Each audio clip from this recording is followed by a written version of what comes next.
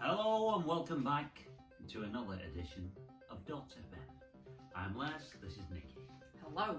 What have we got this week, Nikki? We've got another round of vintage synth top trumps. I'm currently winning 4-2, so I'm racing ahead now. Okay, well, early days. We've got more advice for people who get that sinking feeling. Yeah, we have got a patch of the week. And we're going to round off with a jam, which is, I can't pronounce that word. What is that? I think it's Slenterende. Slenterende. I'm glad you cocked that up and not me. More of that later. On with the show. And I'm winning, so I get You go to first. ask, don't I? Okay. Ooh. Right, I've got the Oberheim 8 voice, and I'm going to go for desirability. I've got the Yamaha CS80. Desirability 10. You are kidding me. I'm a 10 as well. Who knew? Don't know. 10? Ah! We're drawing? Well, I'm gutted because I was the one that thought that was. I should have gone for original price. Okay, so there's a lot of writing on there. Do you want to read that? That's the Yamaha. Are we reading that out? Oh, well, we'll read them both out, shall we? Because they're draw. We'll have to read them both out. It's only fair, isn't it? Right, we'll start with the Yamaha CS80. The heavyweight of polysynths in more ways than one. It's big. It sounds fantastic. It offers certain features such as the ribbon controller and the polyphonic and the polyphonic aftertouch that has been largely unseen in anything since. Oh, and it weighs 100 kilograms. Oh, That's a lot. you wouldn't want to say that to a gig. No. This is one instrument where the whole is definitely greater than the sum of its parts, and it remains justifiably expensive to buy as a result. Worth it though. Are there any examples of it? Do you know, not on here, but it's been used in a huge amount. So Vangelis used it in Blade Runner and Chariots of Fire soundtracks. Doesn't get any bigger than that. Michael Jackson used it on Billie Jean. More of that later. Oh yeah. Yeah, it's been used by a wide range of artists. It's a really good synth. You can keep that now because it's one each. Well, isn't it stays on the pad. Stays on the pad. Okay, so the Oberheim 8 voice. If the 4 voice SEM concept of polyphony was unwieldy, the 8 voice was extreme. The chances of setting up 8 SEMs to sound identical was nigh impossible.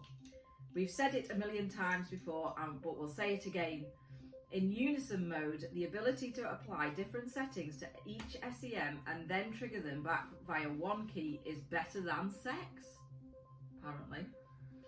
That, along with the classic Oberheim SEM sound, makes this instrument one of the world's finest ever polysynths.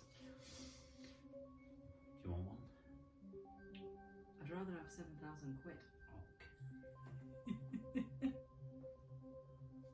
Moving swiftly along as we have done in the past, it's now time for that sinking feeling, Nikki. We're going to be talking about a specific piece of equipment, the KeyStep Pro, which we purchased recently. It's absolutely fantastic, but we have had some syncing issues with it. So we just wanted to highlight the problems we've had. Hopefully someone out there could give us a solution. Arturia, I've kind of suggested it's probably a known issue at the moment that they're going to be working on. So it might be something that will get fixed in the future. Or maybe we're still doing something wrong, I don't know. So basically what it is, the KeyStep Pro is a fantastic piece of kit. It can control 4 different instruments. It's got 4 separate tracks on, and it can sync into any number of instruments as well. And the problem that we're finding is specifically between the KeyStep Pro and the Novation circuit. So we did use the Novation circuit for drums, but these were not programmed in via the KeyStep Pro. We were just using the KeyStep Pro to sync the drums that were generated by the Novation circuit, and we synced it in via MIDI, which we understand sends more data across than if you just clocked in. We do have a recommendation which we're going to put up in a link to a really good YouTube video on the difference between MIDI syncing and syncing in via clock by Nu-Trix. It's called Nu-Trix, isn't it? Yeah, it's very, very knowledgeable. Really good. As soon as I saw this video, I was like, I kind of understand this now. Didn't before. But the problem we have, and we'll show you a little demonstration of it, is that when we set the sequencer on the KeyStep Pro to go, there seems to be a bit of a time lag. Not all the time, but some of the times from hitting go and the drums kicking in. It's like sometimes just a split second, but it's enough to put you off.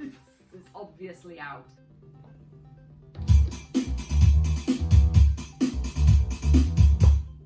We did speak to Arturia and it's on their list of things to look at. They think it might be an issue. The KeyStep Pro is fairly new, only 6 months old, so there's obviously going to be a few teething troubles. I would imagine. But other than that, it's a fantastic bit of kit and we can't recommend it highly enough. It's the brains of our synth setup, isn't it? I always thought that was you. Well, it is me. It's me and the KeyStep. I'm the brains behind the KeyStep. I'm heavily outnumbered.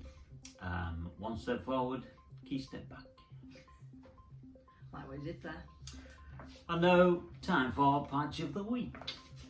And so we thought it would be good to show you a Billie Jean patch that we've created. This is on the CS80, but not the real one because we can't afford that. It's on Arturia's CS80V plugin. Can I play my bass? You can play your bass if you want. Thank you. Yeah. So we've created a patch for the Billie Jean intro chords. We'll put the details up on the video and also in the description of the settings that we did to the synth to create this sound, and we'll do a little demo of the intro to Billie Jean. In the key of F sharp. And we'll also be playing the KeyStep, which is also controlling the drums on our drum group. She never shows up. I just love the KeyStep. 1, 2, 3, 4.